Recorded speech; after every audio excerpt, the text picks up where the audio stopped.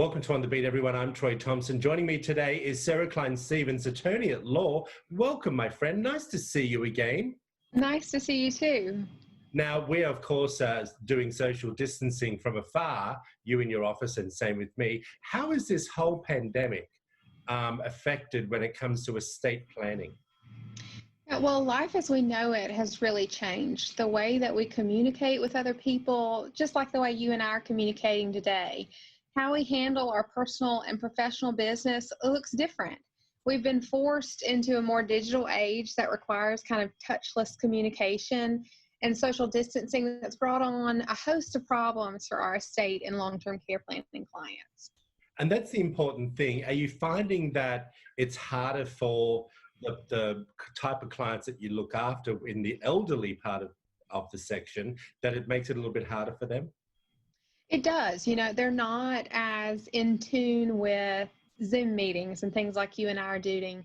And based on our now limited ability to have that face-to-face interaction, you may want to evaluate some elements of your estate plan to ensure that your wishes are going to be carried out should this or a similar situation in the future happen to your family. There are unique aspects of this current crisis that your estate planning documents just may not be suited to handle right now. And the language in some of those documents, it might be fine under normal circumstances, but it might cause you some additional problems for you and your loved ones if you fall ill during a pandemic. Well, that was my next question. How has this affected with what we already have in place, and what do we need to do to make sure we are up to date? Right. Well, I think this is an excellent time to really pull out all those estate planning documents and do a thorough review. But there are two specific documents that I've identified that might need some additional adjustments, and those are advanced healthcare directives, which some people call living wills, and your powers of attorney. What, such as? So with the advanced healthcare directive, that allows you to give instructions if you become terminally ill or you're in like a persistent vegetative state and unable to communicate your instructions. Many advanced healthcare directives or living wills contain like a blanket prohibition on intubation. And in the case of COVID-19, intubation can actually save your life being placed on a ventilator. So if your advanced healthcare directive contains a blanket prohibition on intubation, you may want to reconsider that or consider adding some more clarifying language. So, it'd be smart to update that advanced healthcare directive to include a provision that authorizes electronic communication, just like we're doing right now.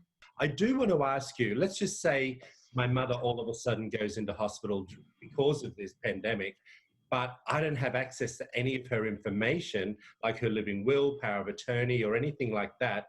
How do I go about doing that, knowing that she's now in hospital?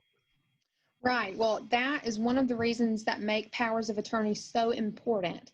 If you wait until you're in a limited situation like that, you may not be able to get that document to have legal authority over your mom. So with a power of attorney specifically, there's two different kinds I want to talk about. One is a current or a durable power of attorney, and the other one is a springing. So a springing power of attorney only becomes effective when you're incapacitated, whereas a current power of attorney, it's effective the day you sign it. So if you have a springing power of attorney, that requires a determination of incapacity, which means a doctor has to evaluate you generally in the form of a certificate that says, no, she's not able to make her decisions. Well, if you have a springing power of attorney, your loved one may not be able to get to your doctor to get that certificate. So that's a concern. You may want to consider switching from a springing to a current power of attorney. Well, Sarah, as always, you give great information. We love talking to you. Thank you once again. Thank you so much. Have a good day. If you want to find out more information, there it all is up on the screen for you. Sarah Cline, attorney at law. She's going to help you get all your paperwork in order. Back after this short break.